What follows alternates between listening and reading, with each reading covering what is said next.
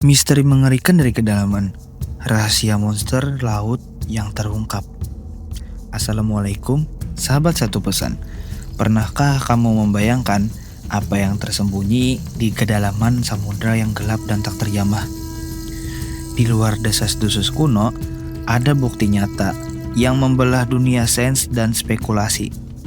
Mulai dari bangkai aneh yang terdampar, penampakan sekilas yang membuat kita mempertanyakan realitas, hingga keberadaan makhluk raksasa yang diakui sains tapi tetap memancarkan aura mengerikan.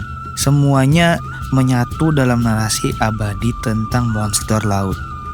Kita akan menyelami lebih dalam 10 di antaranya, baik yang masih diselimuti tirai misteri yang pekat maupun yang telah diidentifikasi oleh ilmu pengetahuan, namun tetap memiliki reputasi yang menggentarkan. Mari kita bongkar satu persatu bagaimana gumpalan-gumpalan tak berbentuk yang memicu histeria massal akhirnya mengungkapkan identitas aslinya, dan bagaimana predator puncak samudra menunjukkan bahwa kekuatan sejati bisa jauh lebih menakutkan daripada imajinasi terliar kita. Yang pertama, Bermuda Blob. Gumpalan misterius dari kedalaman. Kisah Bermuda Blob ini muncul pada tahun 1988 ketika bangkai aneh ditemukan di pantai Bermuda. Tanpa foto, hanya sketsa yang tersisa dari gumpalan putih keabu-abuan bertekstur beserta tanpa organ jelas ini. Awalnya dikira lumba-lumba busuk, namun ukurannya yang aneh memicu spekulasi tentang naga laut raksasa. Selama bertahun-tahun, ini jadi globster paling terkenal. Istilah untuk bangkai organik tak dikenal. Namun, pada tahun 2004, analisis DNA canggih mengungkapkan bahwa gumpalan itu sebenarnya sisa-sisa paus besar. Kemungkinan paus sperma yang membusuk hingga kehilangan bentuk aslinya. Meski terungkap, kisah Bermuda Blob tetap jadi pengingat bagaimana penemuan tak terduga bisa memicu imajinasi kita tentang makhluk laut tak dikenal. Yang kedua, Montauk Monster. Bangkai aneh di pantai New York. Juli 2008, penemuan membingungkan terjadi di Montauk, New York. Montauk Monster, bangkai ini ditemukan oleh Jenna Hewitt dan teman-temannya di pantai Dutch Plains. Penampilannya sangat aneh, mirip rakun tapi jauh lebih besar, moncong paruh, kulit tanpa bulu, dan kaki yang aneh. Fotonya viral, memicu teori konspirasi. Ada yang bilang kura-kura tanpa cangkang, anjing atau rakun busuk. Namun teori paling menyeramkan hasil eksperimen genetik rahasia dari Pulau Plum, fasilitas penelitian hewan sensitif di dekatnya. Meski ahli biologi laut menyimpulkan ini kemungkinan rakun busuk yang kehilangan bulu, penampilan mengerikan Montauk Monster menjadikannya misteri bangkai laut ikonik di era digital. Yang ketiga, Killian Blob. Gumpalan raksasa dari Chili. Juli 2003, pantai Chili jadi saksi terdamparnya gumpalan raksasa Killian Blob. Beratnya 14 ton, panjangnya 12 meter, jauh melampaui bangkai biasa. Penemuan ini menarik perhatian media dan ilmuwan. Bentuknya yang amop dan ukurannya yang kolosal membuat banyak orang percaya ini monster raksasa laut dalam yang mati. Spekulasi berkisar dari makhluk purba hingga cumi-cumi raksasa tak dikenal. Namun, analisis DNA akhirnya memberi jawaban rasional. Sisa-sisa paus sperma. Masa ini kemungkinan blubber dan jaringan ikan paus yang terurai. Kehilangan bentuk aslinya. Meski begitu, Killian Blob tetap jadi contoh dramatis bagaimana dekomposisi bisa mengubah bangkai hewan laut jadi sesuatu yang asing dan misterius. Yang keempat, Hebrides Blob. Misteri berbulu dari Skotlandia. Tahun 1990, penemuan aneh di pantai Skotlandia, Hebrides Blob. Bangkai 3,6 meter ini ditemukan Lois Witz dengan kepala tidak proporsional, kulit berbulu atau berserabut, dan sirip di punggung penampilan ganjil ini memicu perdebatan kriptozoolog. Ada yang mengira Plesiosaurus, reptil laut purba punah, atau spesies anjing laut atau paus tak dikenal. Kulit berbulu jadi poin utama. Tapi, Sains memberi penjelasan analisis DNA mengungkapkan lagi-lagi sisa-sisa paus sperma. Penampilan berbulu kemungkinan serat kolagen terurai dari jaringan ikan paus yang membusuk. Terlihat seperti bulu karena air laut dan dekomposisi. Kasus Hybrodes blob sekali lagi menunjukkan bagaimana proses alamiah bisa menciptakan penampakan membingungkan dan memicu spekulasi. Kelima, Bermuda blob kedua. Penampakan lain di perairan yang sama, tidak hanya satu. Bermuda kembali jadi lokasi penemuan blob. Pada Mei 1988 ditemukan penyelam terkenal Teddy Tucker Bermuda blob kedua. Ini mirip penemuan sebelumnya, putih dan berserat, tanpa struktur organ jelas. Ini memperkuat mitos makhluk tak dikenal di perairan Bermuda yang misterius. Sampelnya diperkirakan 1995. Spekulasi awal mengarah hiu atau pari busuk. Namun, penyelidikan lanjutan 2004 dengan DNA canggih menginformasi blob kedua ini juga sisa-sisa paus. Meski ilmiah, fakta dua gumpalan misterius serupa ditemukan di wilayah sama dalam waktu dekat menambah daya tarik legenda laut dalam. Kisah ini menegaskan bagaimana dekomposisi mengubah bangkai makhluk laut jadi sangat asing. Yang keenam, paus pembunuh orka, predator puncak samudra. Beranjak dari misteri bangkai, kita beralih ke makhluk raksasa yang terbukti ilmiah, tapi tetap beraura monster karena kekuatan dan reputasinya. Paus pembunuh orka, lumba-lumba terbesar dan predator puncak lautan, dengan tubuh hitam putih khas dan sirip punggung menjulang. Orka adalah pemburu cerdas dan efisien. Mereka hidup dalam kelompok sosial kompleks, spot, dan berburu berkelompok dengan strategi canggih. Orka berburu berbagai mangsa, ikan, anjing laut, singa laut, hiu besar, bahkan paus lain. Teknik berburu mereka beragam, termasuk membuat gelombang untuk menjatuhkan anjing laut dari es atau bekerja sama mengepung mangsa besar. Kecerdasan mereka juga terlihat dari cara mengajar berburu ke anak-anaknya. Meski sering disebut paus pembunuh, orka jarang menyerang manusia di alam liar. Reputasi monster.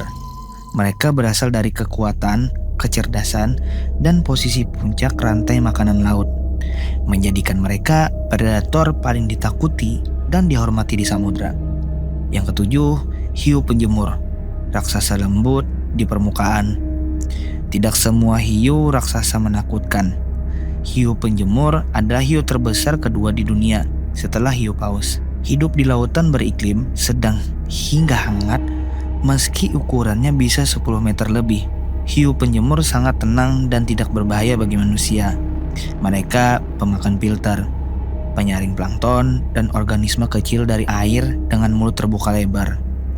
Nama penjemur basking shark karena kebiasaan mereka berenang lambat di dekat permukaan air, seolah berjemur. Perilaku ini ditambah ukuran besar dan sirip punggung menonjol sering disalahartikan sebagai monster laut oleh pelaut dulu. Bangkai hiu penjemur yang membusuk juga bisa disalahartikan sebagai Plesiosaurus. Namun hiu penjemur adalah raksasa lembut lautan, bagian penting ekosistem laut yang menunjukkan keragaman luar biasa dunia hiu. Yang kedelapan, hiu paus pemakan filter terbesar di dunia. Jika hiu penjemur hiu terbesar kedua, maka hiu paus juaranya.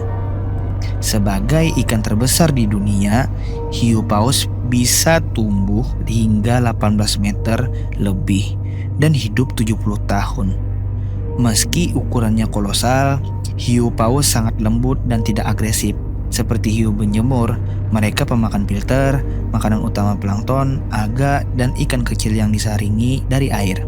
Ciri khas paus adalah mulutnya yang sangat besar, bisa 1,5 meter lebarnya, dilengkapi lebar penyaring, dan 350 gigi kecil tak terpakai. Mereka sering ditemukan di samudra tropis, menarik penyelam dan penelitian karena keindahan dan ketenangan mereka. Pola bintik unik di kulitnya berfungsi sebagai sidik jari untuk mengidentifikasi. Meski ukurannya mengejutkan, hiu paus bukti bahwa ukuran tidak selalu berarti ancaman, dan mereka adalah raksasa laut paling dicintai dan dilindungi. Yang kesembilan, hiu putih besar, predator ikonik samudra. Tidak ada daftar monster laut lengkap tanpa hiu putih besar. Ini adalah salah satu predator terbesar yang paling ditakuti di samudra. Dikenal giginya yang tajam dan reputasi pemburu efisien. Mereka keturunan terdekat Megalodon, hiu purba raksasa yang hidup 1,2 juta tahun lalu. Hiu putih besar modern bisa tumbuh 6 meter lebih, gigi 7,5 cm, sempurna untuk merobek mangsa. Mereka mendiami hampir semua perairan pesisir dunia, terutama beriklim sedang. Makanan utama anjing laut, singa laut, paus kecil, bahkan penyu. Meski reputasi sering dilebih-lebihkan media, hiu putih besar predator penting menjaga keseimbangan ekosistem laut. Serangan pada manusia jarang. Sebagian besar gigitan percobaan karena hiu selalu mengidentifikasi manusia sebagai mangsa. Namun, kekuatan, ukuran, dan penampilan mengesankan mereka, mengukuhkan posisi hiu putih besar sebagai salah satu monster paling ikonik dan menakutkan di laut. Yang ke-10, paus biru, raksasa terbesar di planet ini. Dan akhirnya kita sampai pada makhluk terbesar yang pernah hidup di planet ini. Melampaui dinosaurus manapun, paus biru panjangnya lebih dari 30 meter, berat hingga 200 ton. Paus biru adalah mamalia terbesar di bumi dan hewan terbesar dalam sejarah. Ukurannya luar biasa, lebih besar dari mamut dan paus sperma. Paus biru pemakan filter, seperti hiu paus dan hiu penjemur. Makanan utama mereka krill, udang kecil yang hidup dalam jumlah besar untuk menopang tubuh raksasa. Paus biru bisa memakan hingga 4 ton krill setiap hari. Jantung paus biru sebesar mobil, dan mereka mengeluarkan suara frekuensi rendah sangat kuat, terdengar hingga 848 km di bawah air untuk komunikasi. Meski ukurannya kolosal, paus biru lembut dan damai.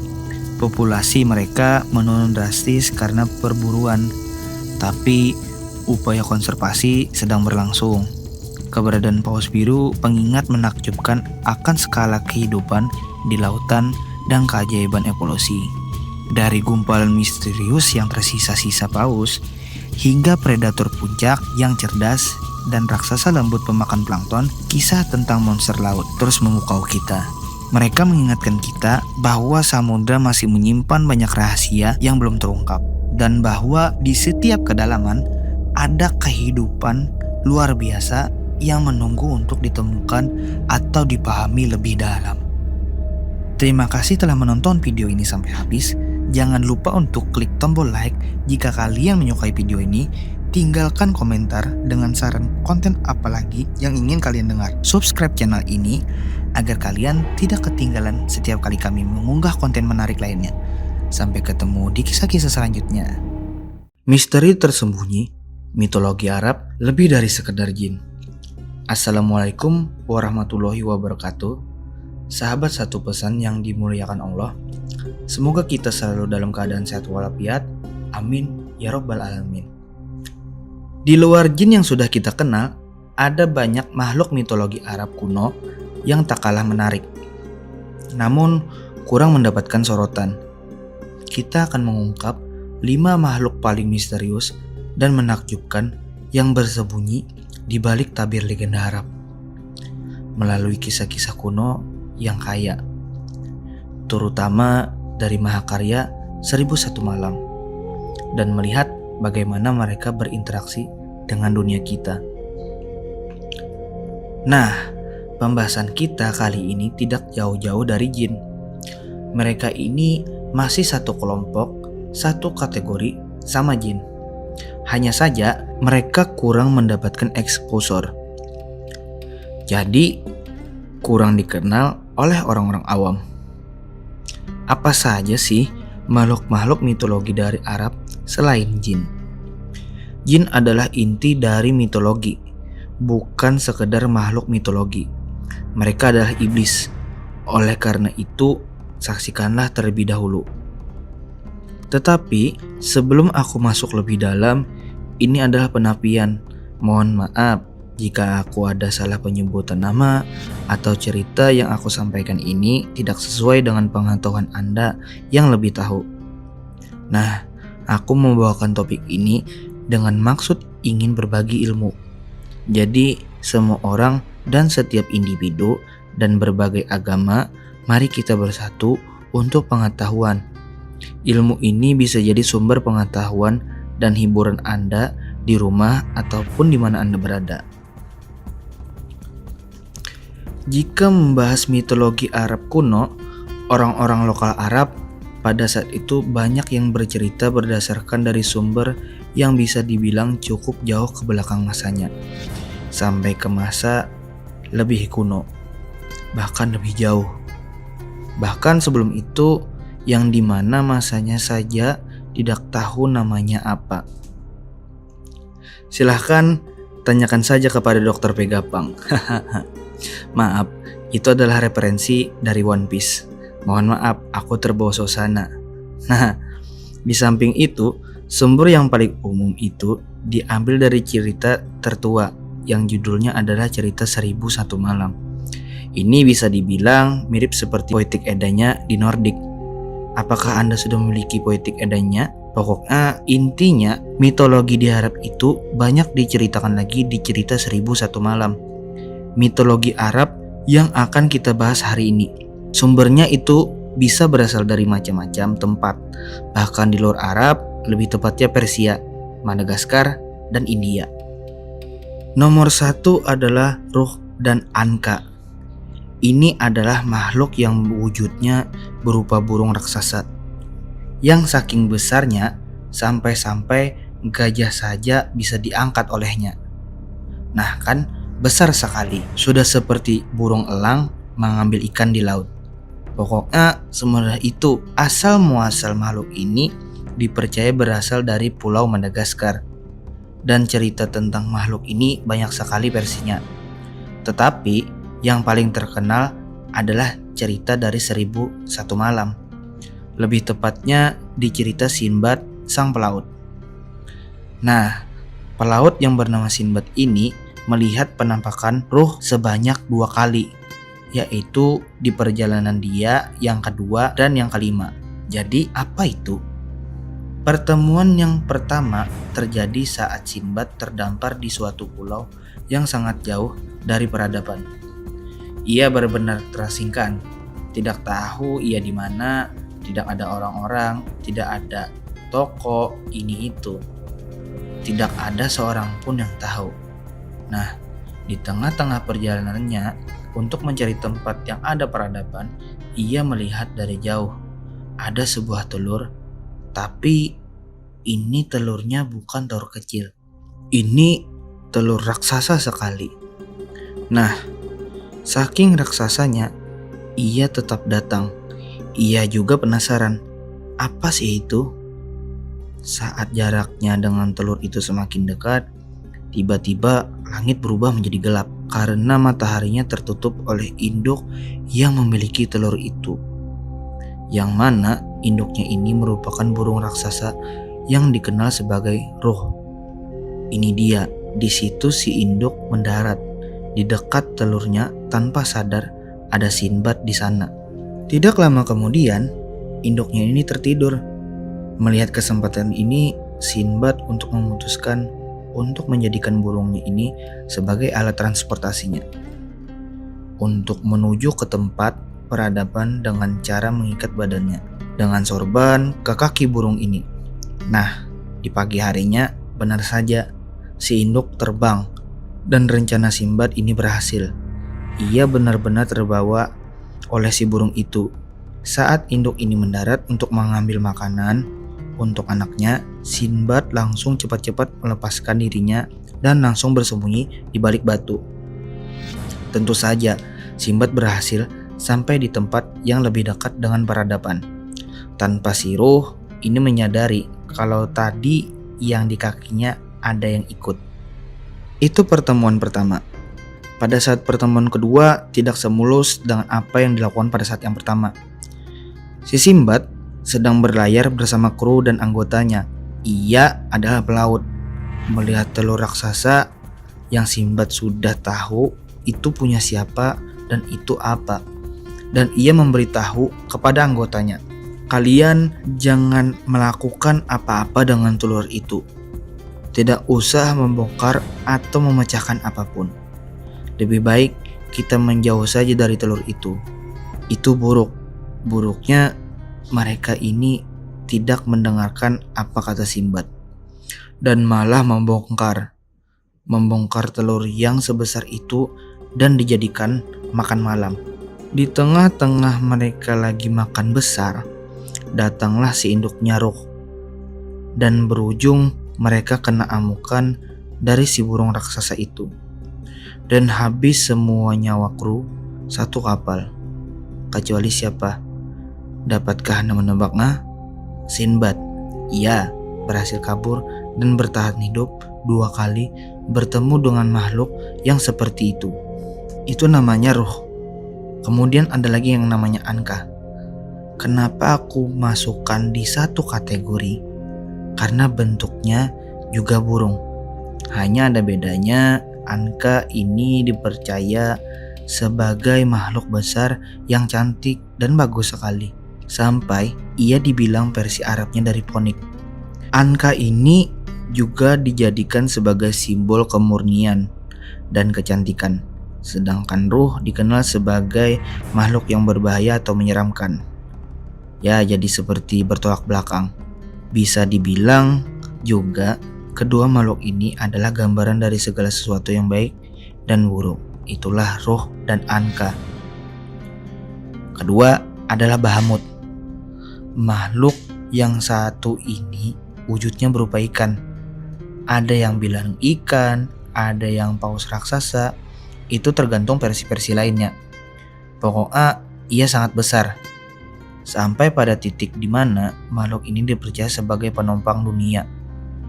Makanya tadi dibilang ia lebih besar daripada yang mana makhluk ini disebut juga di karya tulis cerita Arab yang judulnya adalah Wonders of Creation.